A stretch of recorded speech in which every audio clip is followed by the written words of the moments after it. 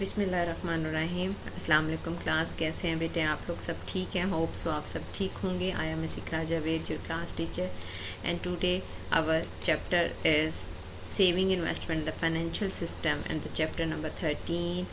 हम इसमें जो फर्दर जो इंशाल्लाह हम इसमें डिस्कस करेंगे, हमारा जो प्रीवियस टॉपिक था जो हमने डिस्कस किया उसमें हमने आपने देखा होगा फाइनेंशियल इंस्टीट्यूशन था, यूएस इकॉनमी था, हमने फाइनेंशियल मार्केट के बारे में किया। कुछ जो प्रीवियस जितना हमने इस चैप्टर को लास्ट 2 लेक्चर से हम जो है वो इसको डिस्कस कर रहे हैं।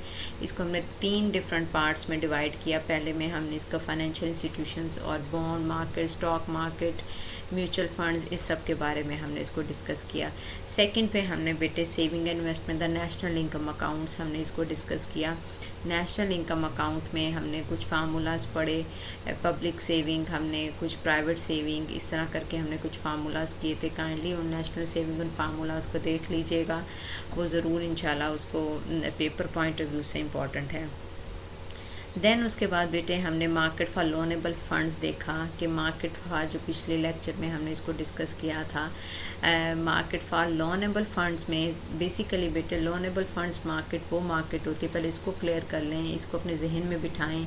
The market in which those who want to save supply funds, कि इसमें जो है वो कुछ लोग ऐसे हैं जो कि सप्लाई फ़ंड्स को सेव करते हैं, and those who wants to borrow to invest demand fund, means savers और बोरोर्स, इन दोनों के दरमियान जो रिलेशनशिप है वो हमारा लोनेबल फंड मार्केट कहलाता है। उसमें बेटे हमने सप्लाई और डिमांड के बारे में पढ़ा था कि सप्लाई और डिमांड की वजह से जो मार्केट हमारी बनती है, जो हमारे पास इक्विलिब्रियम पॉइंट आता है, उससे जो हमारा रेट ऑफ इंटरेस्ट जो है वो जनरेट होता है, उसको हम रियल रेट ऑफ इंटरेस्ट कहते हैं। ये सब चीज़ें बेटे हमने पीछे डिस्कस कर ली थी, लेकिन अभी हम उन स्लाइड्स को दोबारा जो है वो डिस्कस करेंगे।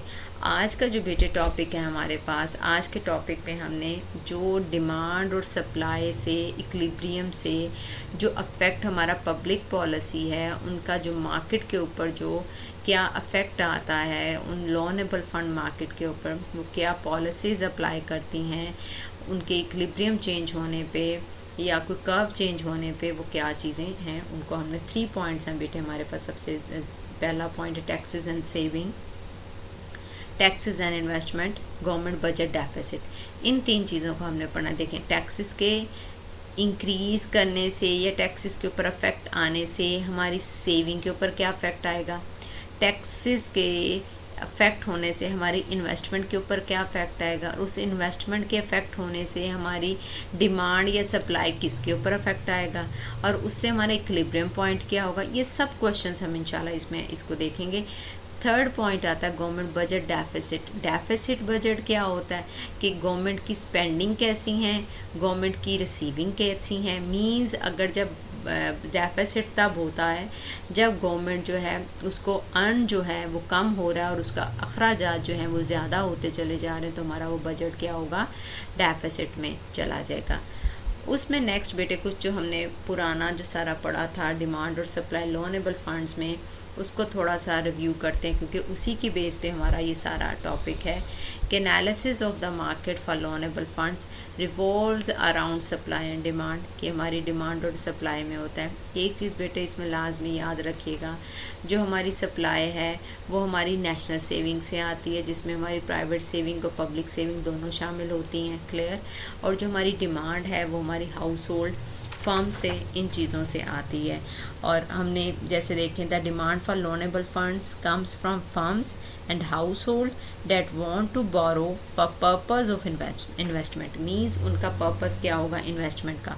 और जो सप्लाई ऑफ लोनेबल फंड्स है comes from national saving including both private and public saving, means हमारी जो सप्लाई है वो हमारी नेशनल सेविंग से आती है, जो डिमांड है वो हमारी हाउस होल्ड या फर्म से आती है, और उनका पर्पस क्या होता है कि वो इन्वेस्टमेंट कर सकें, क्लियर होगी। When the interest rate rises, अब यहाँ पे बेटे हमें क्वेश्चंस हमारे पास आते हैं कि आया इंटरेस्ट रेट के इंक्रीज़ करने से सेविंग बिकम्स मोर अट्रैक्टिव। हमने 2 पॉइंट्स पढ़े थे, काइंडली इसको ज़हन में रखिएगा। इंटरेस्ट रेट जब बढ़ता है तो हमारी सेविंग क्या होगी, हमारी अट्रैक्टिव होगी, लोग सेविंग की तरफ जाएंगे। और डिमांड क्या हो जाएगी हमारी, वो डिस्करेज हो जाएगी, वो लेस अट्रैक्टिव होगी। बस ये दो चीज़ें आप इसमें ध्यान में रखिएगा, ठीक है, कि जब हमारा इंटरेस्ट रेट इंक्रीज़ करेगा, सेविंग हमारी क्या होंगी, मोर अट्रैक्टिव होंगी, और हमारी जो है वो बोरिंग हमारी क्या होगी, लेस अट्रैक्टिव होंगी। ये चीज़ें बेटे इसको आप ज़रूर जहन में रखिएगा। उसके बाद बेटे हमने इसको थोड़ा सा ही पढ़ा था कि फाइनेंशियल मार्केट में इक्विलिब्रियम सप्लाई और डिमांड के होने से हमने देखें यही पढ़ा हुआ है कि इक्विलिब्रियम कहाँ होता है, जहाँ डिमांड और सप्लाई इक्वल होंगे। वो जो इक्विलिब्रियम जहाँ पे हमारा इंटरेस्ट रेट जो है वो मीट करेगा, उस इंटरेस्ट रेट को हम क्या कहेंगे, रियल इंटरेस्ट रेट की बात करेंगे। अब एक डायग्राम जो हमने बनाई थी लास्ट लेक्चर में, आप इसको देख लें।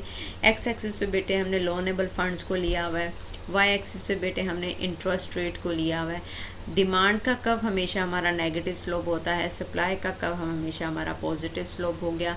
इसमें दोनों ने जहाँ पे इंटरसेक्ट किया वही हमारी इक्विलिब्रियम क्वांटिटी डिसाइड होगी, और ये हमारा इंटरेस्ट रेट हमारा ये कौन सा है, रियल इंटरेस्ट रेट है, और ये पॉइंट हमारा इक्विलिब्रियम का पॉइंट हो गया। क्लियर होगी बात। अब हमने जो गवर्नमेंट पॉलिसीज़, 3 पॉलिसीज़ के बारे में जो हमने पढ़ा, अब हमने उसी को देखना है कि आया अगर जो है हमारी सप्लाई के ऊपर अफेक्ट आता है तो हमारा कर्व किधर को शिफ्ट होगा। अगर हम टैक्सेस इंक्रीज़ करते हैं तो हमारे अगर जो है वो जब गवर्नमेंट स्पेंडिंग हमारा डेफिसिट में जाता है तो हमारी डिमांड के ऊपर अफेक्ट आता है या सप्लाई के ऊपर अफेक्ट आता है। ये तीनों चीज़ें बेटे हम इंशाल्लाह इसको आगे डिस्कस करते हैं, और उससे हमारे इक्विलिब्रियम के ऊपर कुछ क्वेश्चन यही हमने लिखे हुए हैं। The economy interest rate must adjust, वही बात कि जी वो फिगर में जो मैंने आपको बताया 5% पे है। अब what would happen if instead the interest rate was below it's equilibrium level. अब क्या होगा अगर इंटरेस्ट रेट देखें इस इक्विलिब्रियम लेवल के बिलो होगा तो डिमांड सप्लाई के ऊपर क्या इफेक्ट होगा। अगर ये इंटरेस्ट रेट हमारा अबव होगा इक्विलिब्रियम के तो हमारा डिमांड और सप्लाई के ऊपर क्या इफेक्ट होगा। ये हमने क्वेश्चंस को रीड करना है। उसके बाद with the loanable funds framework we can consider the impact of various government policies on saving and investment। वही बात जो भी मैंने आपको की, हमने कुछ गवर्नमेंट पॉलिसीज़ को देखना है, वो पॉलिसीज़ हमें बताएंगी। पहले फर्स्ट पॉइंट है, does the policy shift the demand curve और द सप्लाई कर्व। क्या पॉलिसीज़ के वजह से डिमांड कर्व शिफ्ट हो रहा है या supply curve in the market for loanable funds. Which way does the curve shift, कौन सा तरीका है जो कर्व शिफ्ट कर रहा है। What happens to the equilibrium, और इक्विलिब्रियम के ऊपर क्या कंडीशन आती है। बस ये छोटे से क्वेश्चन से इसको इतना ज़्यादा आपको बस आप ये जहन में रखें कि जो 3 हमने पॉलिसीज़ पढ़नी है, बस सिंपल से इसमें बेटे बैक पे आपको बस ये थोड़ा सा एक्सप्लेन कर दूँ। आपने ये जहन में रखना है कि हमारी जो इक्विलिब्रियम है मार्केट में, हमारा लोनेबल फंड मार्केट में, वो डिमांड और सप्लाई से होगा। जो हमारी सप्लाई है वो हमारी कहाँ से आती है, हमारी नेशनल सेविंग से आती है, और इन्वेस्टमेंट हमारी कहाँ से आती है, हमारी हाउस होल्ड से या फर्म से आती हैं that want to borrows for purpose of investment, कि उनका पर्पस क्या होता है इन्वेस्टमेंट के लिए। बस इस चीज़ को जहन में रखें, और इक्विलिब्रियम लेवल हमारा डिमांड सप्लाई के दोनों को मीट कर जहाँ पे इंटरसेक्ट करेंगे वो हमारा इक्विलिब्रियम होगा। अब गवर्नमेंट पॉलिसीज़ क्या होती हैं that affect saving and investment. Taxes पहला हम पढ़ेंगे, टैक्सेस एंड सेविंग। सेकंड है taxes and investment, government budget, deficit. इन तीनों चीज़ों के बारे में हम इसको रीड करेंगे। फर्स्ट में आ जाता है बेटे सेविंग इंसेंटिव्स आता है। अब देखें सेव, आपको याद हो हमने जो है अपने माइक्रो इकोनॉमिक्स में हमने सबसे पहले 10 प्रिंसिपल्स पढ़े थे। उसमें एक प्रिंसिपल था हमारे पास कि हमारा जो कंट्री का स्टैंडर्ड ऑफ लिविंग है वो डिपेंड्स करता है उसकी एबिलिटी के ऊपर कि वो गुड्स एंड सर्विसेज क्या प्रोड्यूस कर रहे हैं। अगर उनकी जो है वो एबिलिटीज़ जो है उसको प्रोड्यूस करते हुए यूज़ करते अगर मुल्क में सेविंग्स आपकी इंक्रीज़ होती हैं तो बेटे उससे आपका जीडीपी ग्रोथ रेट क्या हो जाएगा, इंक्रीज़ करना शुरू कर देगा। और एक और हमने प्रिंसिपल पढ़ा था, उसमें था कि हमारे पीपल जब रिस्पॉन्ड टू इंसेंटिव्स करते हैं, रिस्पॉन्स टू इंसेंटिव्स करने से फॉर एग्जांपल जैसे मैंने अभी आपको बताया कि टैक्स रेट है, टैक्स अगर हम जो है वो उसको जब रिड्यूस कर देते हैं तो उससे किसके ऊपर इफेक्ट आता है वो हम इसमें डिस्कस करते हैं। सबसे पहले देखें taxes on interest income substantially reduce the future payoff from current saving and as a result reduce incentive to save। अगर जो है हमारे पास taxes on interest income substantially reduce the future payoff from current saving means आप देखें जब हमारा taxes जो हैं बेटे, अगर हम टैक्सेस को बढ़ा देते हैं तो उसके ऊपर उससे इफ़ेक्ट क्या होगा कि हमारी सेविंग क्या हो जाएगी, कम हो जाएगी। लेकिन हम यहाँ पर बात करेंगे उसकी पॉलिसी 1 में कि सेविंग जब हम टैक्स को कम कर देते हैं तो उससे क्या होगा कि हाउस होल्ड क्या करेंगे, सेविंग जब टैक्स कम हो जाएगा तो वो सेव क्या करेंगे, ज़्यादा शुरू कर देंगे incentives at any given interest rate. जो भी इंटरेस्ट रेट होगा उसके ऊपर हाउस होल्ड क्या करेंगे, जो भी लोग होंगे, हाउस होल्ड मीन्स जो हम आम लोग हैं, ठीक है। टैक्स रेट कम हुआ तो इंसेंटिव मीन्स उन्हें सेव करना आसान लगा और उन्होंने क्या करना, किसी भी इंटरेस्ट रेट के ऊपर वो कहेंगे कि भी टैक्स कम हुआ तो सेव। तो the supply of loanable funds कब शिफ्ट टू द राइट। अब देखें, अब जब टैक्स के कम होने से किसके ऊपर अफेक्ट आएगा हमारे पास, हमारा सप्लाई का कब सब, क्यों, क्योंकि हमने पहले बात की थी कि सप्लाई हमारे किसके साथ एसोसिएट है, किससे हमारे बिलोंग करती है, सेविंग से। तो सप्लाई का कब, जब हम सेविंग की बात करेंगे तो हमारा किसके ऊपर अफेक्ट आ जाएगा, सप्लाई के ऊपर। सप्लाई क्या हुई बेटे, सप्लाई का कब शिफ्ट हो गया, दाएं तरफ। अभी हम इसको डायग्राम से भी करेंगे। जब ये दाएं तरफ शिफ्ट होगा तो उससे क्या होगा, इंटरेस्ट रेट डिक्रीज़ हो जाएगा और हमारा क्वांटिटी ऑफ अ लोनेबल जो डिमांडेड है वो इंक्रीज़ कर जाएगी। अब उससे क्या होगा, ये डायग्राम में जैसे आप ये देखें, हमारा एक्स एक्सिस पे हमारा वही लोनेबल फंड्स और interest rate same as it is. अच्छा, अब यहाँ पे आपने बेटे अपनी बुक में देखना है, आपकी बुक में इस डायग्राम की जो है वो एक्सप्लेनेशन दी गई है, वो आपका पेज नंबर है आपकी बुक का 271 पेज है, उसमें 3 पॉइंट्स में दिया हुआ है, जो मैं इसको बस शॉर्टली आपको इस डायग्राम में एक्सप्लेन कर रही हूँ। देखें, सबसे पहले आपका ये ब्लू कलर का डिमांड कर्व है और ये सप्लाई आपकी S1 है। क्लियर होगी बात। हमारे पास जो इक्विलिब्रियम पॉइंट आता है ये पॉइंट है जिस पे हमारी आउटपुट कितनी है 1200 और हमारा इंटरेस्ट रेट कितना है 5%। जैसे ही टैक्स रेट इंक्रीज़ किया उसने हमारी क्या किया, सप्लाई फॉर लोनेबल सेविंग को क्या कर दिया, इनकरेज करना शुरू कर दिया। उससे हमारी सेविंग क्या हो जाती है बेटे, सेविंग का कर्व राइट साइड पर जब शिफ्ट करता है, रेड कलर की जो लाइन है बस इसको जहन में रखें। वो देखें पुराने वाले डिमांड कर्व को कहाँ पे मीट करती है, उससे हमारी देखें इक्विलिब्रियम क्वांटिटी 1200 से बढ़ के 1600 होगी और इंटरेस्ट रेट हमारा 5% से गिर के 4% हो गया। क्लियर होगी बात। यही चीज़ हमने इसको एक्सप्लेन करनी है, आप इसको स्टेप बाय स्टेप इसको एक्सप्लेन कर दीजिएगा कि जैसे ही हमारी जो है वो टैक्स रेट जो इंसेंटिव हमने दिया, टैक्स इंसेंटिव दिया, सेविंग इंक्रीज़ हो गई जिससे हमारा सप्लाई का कर्व दाएं तरफ शिफ्ट हुआ और जिससे हमारी जो है वो आउटपुट इंक्रीज़ करते हुए हमारा इंटरेस्ट रेट डिक्रीज़ कर गया। बस इसमें हमने इस चीज़ को डिस्कस करना है। उसके बाद बेटे सेकंड आता है, इसको मैंने इसको जो है ब्रीफली एक्सप्लेन कर दिया। For change in tax law encourages greater saving. देखें, टैक्स को जैसे ही हमने इनकरेज किया तो हमारी सेविंग क्या हुई, बढ़ गई। तो रिज़ल्ट में हमारा लोअर इंटरेस्ट रेट हुआ, ग्रेटर इन्वेस्टमेंट हुई। हमने दो ही चीज़ों की बात करनी है कि जिस भी इंसेंटिव से हमारा किसके ऊपर, इंटरेस्ट रेट के ऊपर क्या इफेक्ट आता है, इंटरेस्ट रेट के ऊपर। यहाँ पर इंटरेस्ट रेट हमारा क्या हुआ, लोअर हो गया और उसके अलावा इन्वेस्टमेंट हमारी क्या होगी, वो हमारी ग्रेटर होगी। ये चीज़ आपने देखना है। मीन्स हमने इंटरेस्ट रेट, और अगर इंटरेस्ट रेट जैसे ही बेटे लोअर होगा तो इन्वेस्टमेंट हमारी क्या हो जाती हैं, ग्रेटर हो जाती है। इन्वेस्टमेंट ग्रेटर होगी तो हमारे मुल्क के लिए एक अच्छी सिचुएशन होगी। उसके बाद बेटे हमारे पास आ जाता है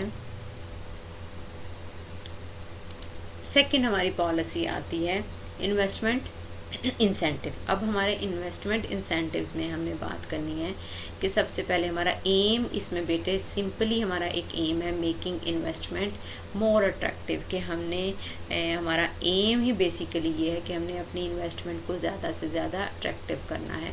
इसमें investment tax credit increase the incentives to borrow and gives a tax advantage to any firm. अब यहाँ पे देखें फिर अगेन टैक्स एडवांटेज हम दे रहे हैं कि बिल्डिंग्स को, हाउस होल्ड्स को, कि भी हाँ फैक्ट्रीज़ को, कि भी आएँ जी आप हमसे बोरो करें, टैक्स कम है, आप हमसे जो है वो चीज़ें लें, आप न्यू बिल्डिंग्स बनाएं, आप न्यू फैक्ट्रीज बनाएं, आप न्यू पीस ऑफ इक्विपमेंट ख़रीदें, आप मतलब ये समझ लें कि आप उसमें ये कि उनको बोरो करें, वो इजीली इंटरेस्ट रेट के ऊपर अपना जो है वो उनको बेनिफिट दें। उससे क्या इफेक्ट होगा बेटे, increase the demand for loanable funds. आपका इंक्रीज फॉर डिमांड हमारी क्या होगी, लोनेबल फंड्स की इंक्रीज हो जाए। अब ये इफेक्ट किस पे आएगा, डिमांड के ऊपर।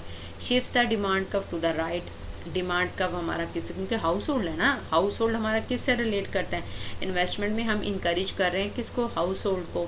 हाउस होल्ड को जब हम इंकरेज कर रहे हैं तो वो हमारी किस साइड से आ रही है, डिमांड साइड से। तो इसका मतलब है वो किसके ऊपर इफेक्ट करेगी बेटे, डिमांड के ऊपर।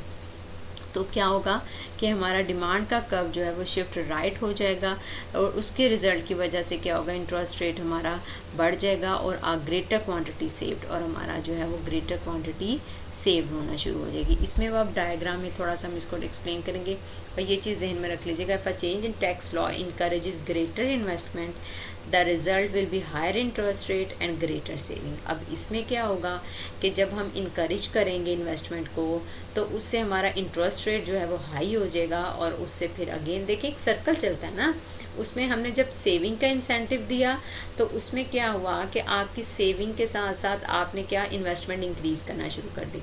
इन्वेस्टमेंट को जब हम इंसेंटिव देंगे तो आपका फिर एक सर्कल, उससे सप्लाई के ऊपर इफेक्ट आया था, इससे आपकी डिमांड के ऊपर इफेक्ट आएगा। जब वहाँ पे जब सप्लाई का कर्व आपका जो है वो राइट साइड पर शिफ्ट होता है तो आपका इंटरेस्ट रेट क्या, वो डिक्रीज़ हो गया। वहाँ पर आपने क्या किया, इन्वेस्टमेंट को इनकरेज किया। यहाँ पर अब क्या होगा, आपने इन्वेस्टमेंट को इनकरेज करने के लिए जब किया तो इंटरेस्ट रेट इंक्रीज़ कर गया, जिससे आपकी सेविंग इंक्रीज़ हो जाएंगी। तो ये एक सर्कल हमारा इसी तरीके से चलता रहेगा इन्वेस्टमेंट इंसेंटिव्स में। उसके बाद इसको हम डायग्राम से बेटे देखेंगे। एक्स एक्सिस पे अगेन वही देखें, हमारे पास लोनेबल फंड्स हैं, वाई एक्सिस पे हमारा इंटरेस्ट रेट है। क्लियर। अब सप्लाई का कर्व, डिमांड का कर्व सेम, D1 और सप्लाई एक ही हमारे पास सप्लाई है। अब यहाँ पे इफेक्ट किसके ऊपर आना है, डिमांड के ऊपर। अब देखें क्योंकि हाउस होल्ड को हम इंसेंटिव दे रहे हैं, हाउस होल्ड को हम इन्वेस्टमेंट का इंसेंटिव दे रहे हैं, तो हमारे पास हाउस होल्ड किससे बिलोंग करते हैं, जहन में रखिएगा, वो हमारी डिमांड साइड से। और हमारी जो सप्लाई साइड है वो कहाँ से बिलोंग करती है, हमारी नेशनल सेविंग से। जब हम सेविंग पे इंसेंटिव देंगे तो हमारा क्या होगा, टैक्स इंसेंटिव देंगे तो हमारी कौन सा कर्व चेंज होगा, सप्लाई का। और जब हम डिमांड के ऊपर या हम जब हाउस होल्ड को इंसेंटिव देंगे इन्वेस्टमेंट का तो हमारा डिमांड के ऊपर इफेक्ट आएगा। अब डिमांड का कर्व देखें, राइट साइड पर जैसे ही शिफ्ट होता है तो हमारा न्यू इक्विलिब्रियम आ जाता है बेटे। उसमें हमारी अब देखें आउटपुट तो इंक्रीज़ होगी, इक्विलिब्रियम क्वांटिटी हमारी इंक्रीज़ होगी इस मार्केट में, लेकिन साथ ही हमारा इंटरेस्ट रेट क्या हो गया, इंक्रीज़ हो गया, जिसकी वजह से क्या हुआ, इंटरेस्ट रेट इंक्रीज़ किया तो हमारे लोगों जो क्या करेंगे, आप उसको पैसे को सेव करना शुरू कर देंगे बजाय इसके कि उसको जो है वो इन्वेस्टमेंट की तरफ लगाएं।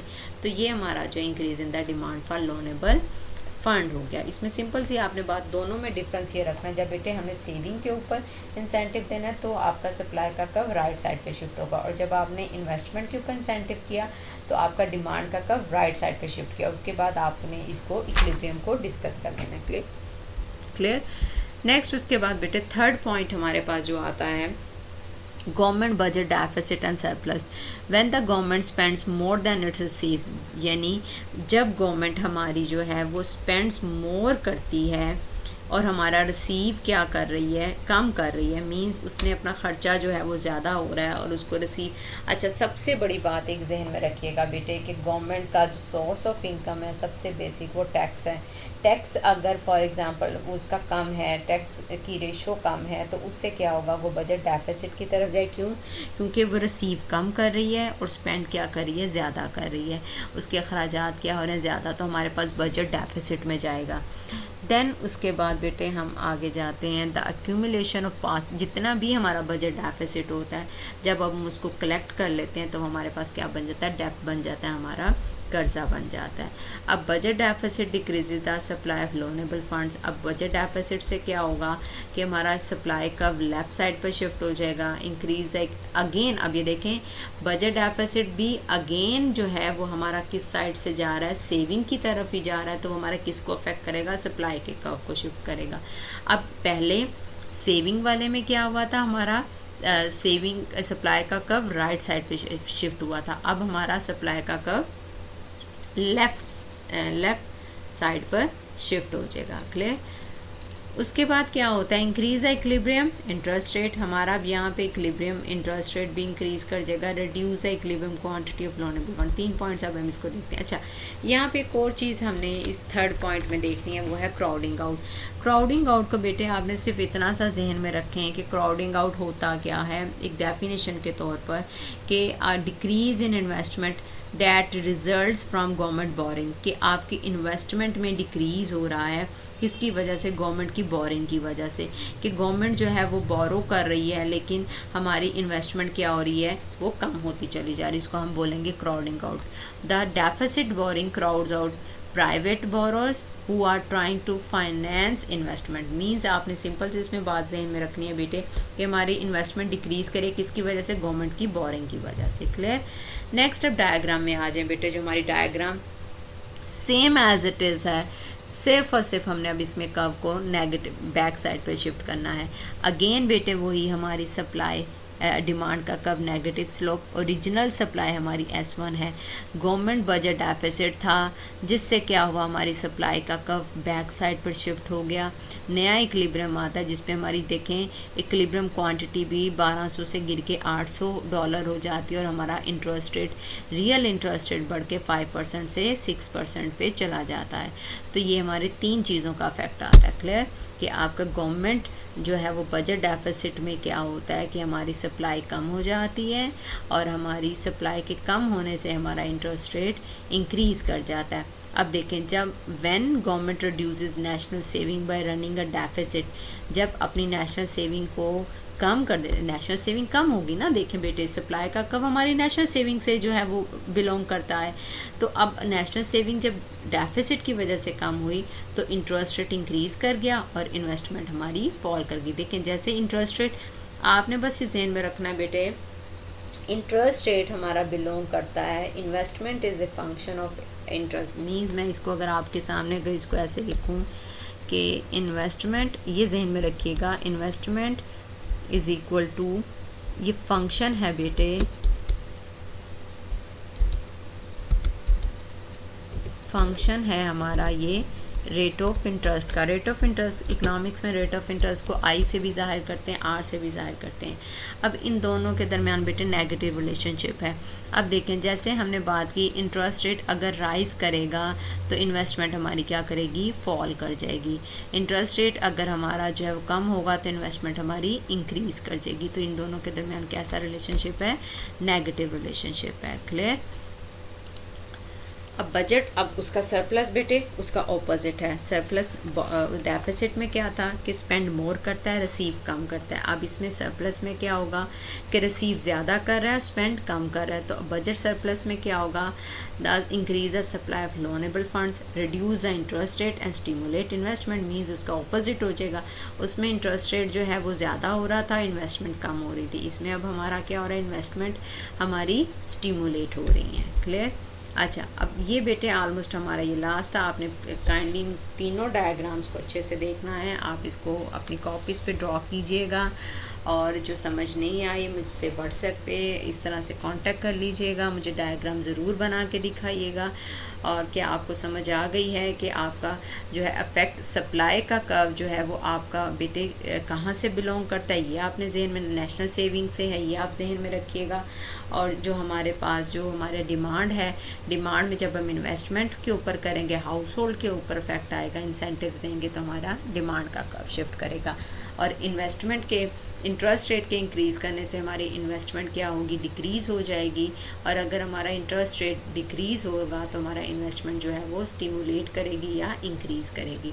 इन थोड़े से पॉइंट्स को समराइज़ करते हुए आप इन चीज़ों को ज़रूर देख लीजिएगा। डायग्राम्स मस्ट बनाइएगा उसी से, क्योंकि आपको पेपर में अगर तो MCQ टाइप या शॉर्ट क्वेश्चन ऑनलाइन पेपर होता है हमारा या क्विज़ेस होते हैं तो उसमें आपको डायग्राम जो है बना के दे दी जाएगी या आपको उसकी स्टेटमेंट पूछ ली जाएगी कि अगर डिमांड के ऊपर इफेक्ट आता है, राइट साइड पे शिफ्ट होता है तो आपके इंटरेस्ट रेट के ऊपर क्या इफेक्ट आता है और उससे आपकी इन्वेस्टमेंट इनकरेज होगी या डिस्करेज होगी। इस तरह के क्वेश्चन इंशाल्लाह आपसे पूछे जाएंगे और मैं आप लोगों से डिस्कस भी कर लूँगी।